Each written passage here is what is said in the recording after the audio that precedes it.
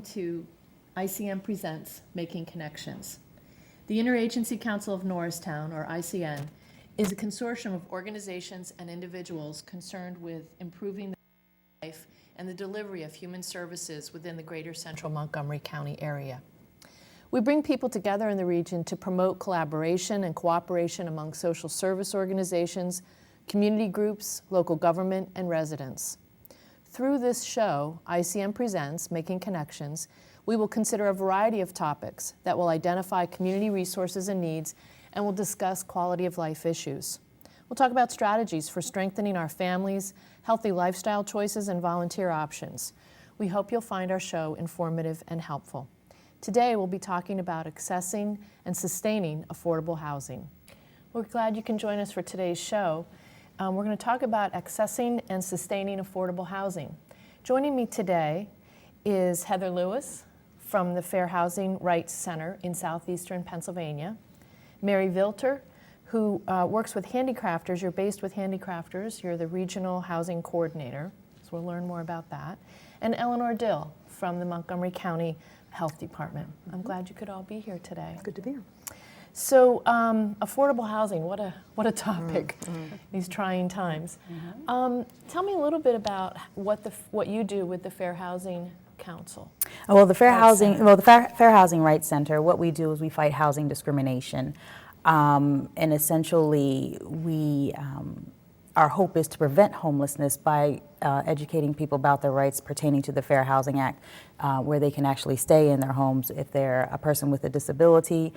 We educate consumers about reasonable accommodations and modifications if they need to have administrative changes in how they pay their rent or structural changes in their actual unit, so that way they're not having to relocate or move or be evicted because they're paying their rent on a different time if they are on a fixed income. So we help people stay in their homes knowing those particular things. Also, with even obtaining housing, and we know that affordable housing is very hard to come by, and housing discrimination prevents people from, gaining access to housing. So, if there's a single mom with children and a landlord is denying them housing, saying, this isn't the best place for children or things like that, would be a reason why some of you want to give our agency a call. And again, it's causing homelessness, not allowing families. What are, when you talk about discrimination, what might be triggers? You mentioned, a single mom with children, if they say, gee, this is not a nice place for kids, maybe that would be a tip that this landlord does not want to rent to a single woman with children. Correct. And that could be grounds for discrimination. Absolutely. What other things might be considered discrimination? With race, actually race isn't the number one cause of discrimination as far as housing is concerned. It's actually disability. That's our number one caseload right now, and it's denying reasonable accommodations and modifications for the most part. Just denying the application for somebody that has children or has a disability, or even having a Section 8 voucher. Landlords don't have to accept Section 8, but they do have to allow you to apply for the unit. They can't deny you. So denying access to housing, saying a unit is no longer available when it actually is for people, things like that. That's why people would want to give our agency a call. And when they call you, are you, representing them? Are you charging them a fee? Or are you?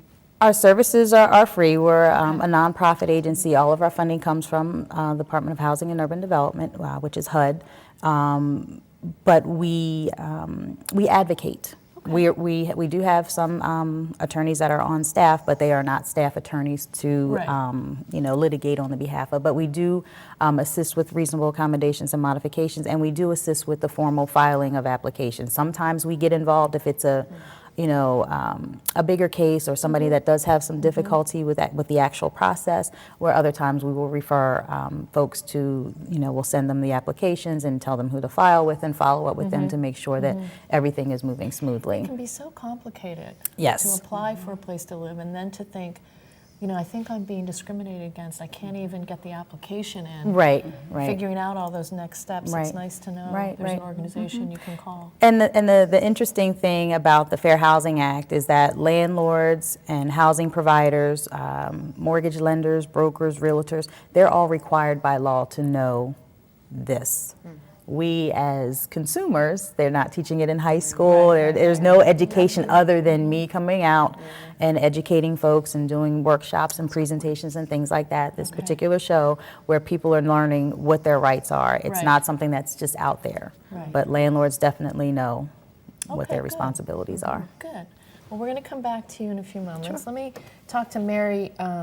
I was trying to fit all this in. You're a regional housing coordinator, and your work as a regional housing coordinator is paid through the Pennsylvania Housing Finance Agency and the Department of Public Welfare, but you're based locally in Handicrafters, which is a nice local organization that supports families, or supports people with disabilities in our area. That's right. Nice. Handicrafters is located in Chester County and is an agency that provides employment opportunities for people with disabilities, actually. But the Regional Housing Coordinator Program is a statewide program, just as you said, sponsored by the Pennsylvania Housing Finance Agency and the Department of Public Welfare.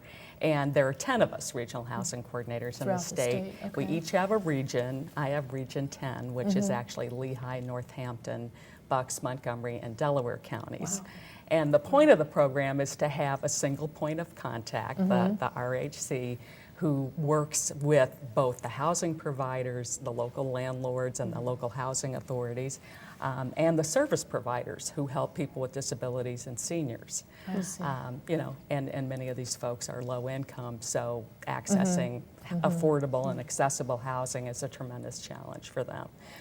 So I don't actually work directly with the consumers, but I'm a resource to the social service providers and to the housing providers, and try to get those two communities to share information and work together. Yes, but they all have the same goal after all. They're all trying to get and keep people housed. They all have that same objective. But the information transmission between the two doesn't always work. So the kinds of things you're talking about with housing providers, which might be an individual landlord, or it might be somebody who owns, you know, an apartment building, or a company, you know, that owns many units. Are you trying to explain what some of the needs might be, the adaptations, and the reasonable, you know, way they can approach modifications. Reasonable accommodations and reasonable modifications, two things that Heather kind of hinted at.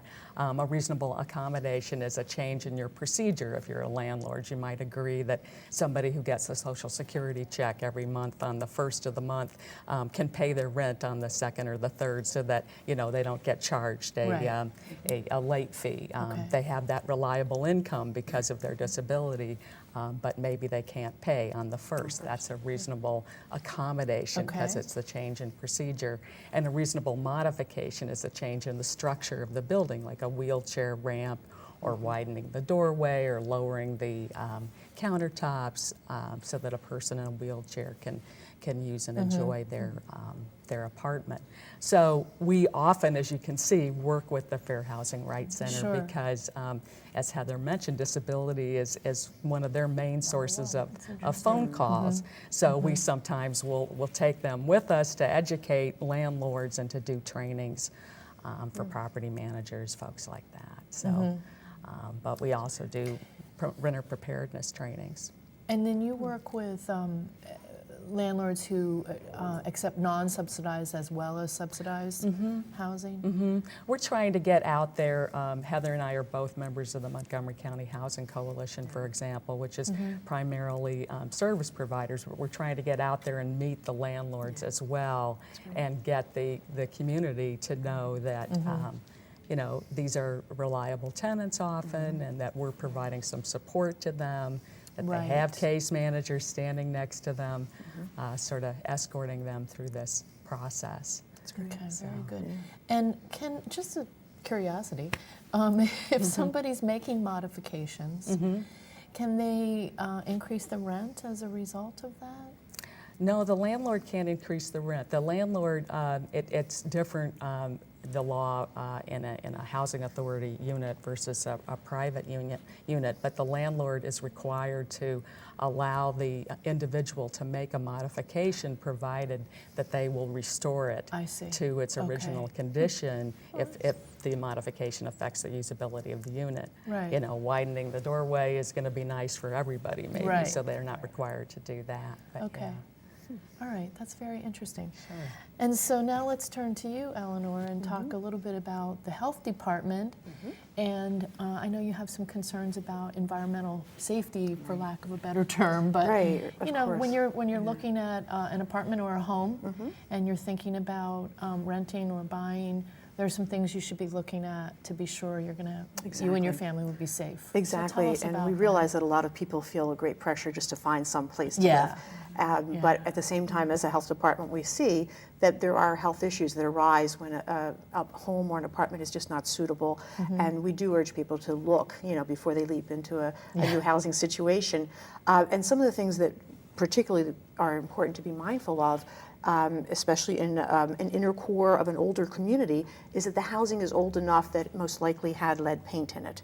And while the numbers of lead-poisoned children are much lower than they used to be, because lead is out of a lot of the things like the gasoline and all, it still does occur. We still find children with high lead levels, and it's more of an issue where we have older housing stock. So anyone who's got kids and who's looking for a place to live, if the house or apartment or unit that they're looking at was built before 1960, they can be quite sure it had lead paint in it. And even up to 1978, there was some lead paint being used, so it's an issue to keep in mind always. And the big thing that we as a health department can say is, come have your children tested for lead. We offer that for free, and that should be done for a child usually around the first birthday, the second birthday, and then another time before they go to school. And we offer free after a child is 6 months old and up till they're 7 years old. Oh, wow. So this is That's something nice that to they'll definitely should always do that. Everybody should do that. It doesn't matter where you live, or you just don't know what an exposure might be occurring to your child. And lead is the kind of thing that you don't see it until it's really a problem. It's too late to, you know, arrest it. And even a small change in a blood lead can cause impairment of a child's intelligence and abilities, and it's very regrettable. So that's a biggie. Okay. You definitely want to watch out for that, very and we important. can help. Our clinics in Norristown, Pottstown, and Willow Grove all offer free lead screenings. I think they're going to show a number for the Norristown clinic at some point. Good. And then another thing is water. You know, your water supply could have lead soldering in the pipes if they're old. So that's another way that there might be a lead exposure, even though the paint looks good or it's intact or whatever. So it's another thing to ask about. You may want to request a water test. And if it's a well water, which mostly in the city it's not, our lab can do free bacteria testing. So those are kinds of things we can do. We also respond to mold complaints, which can be a big issue for renters. We don't respond to it if it's your own home, but you know, if you're renting, yes, we can come out and assist with that and help the tenant to have the landlord remedy that situation. Okay, that's great. Well, we're going to take a short break, and then we're going to come back and talk with each other about how some of these different issues and supports and services are available, and how we work together. Okay, thanks. We're back. We're going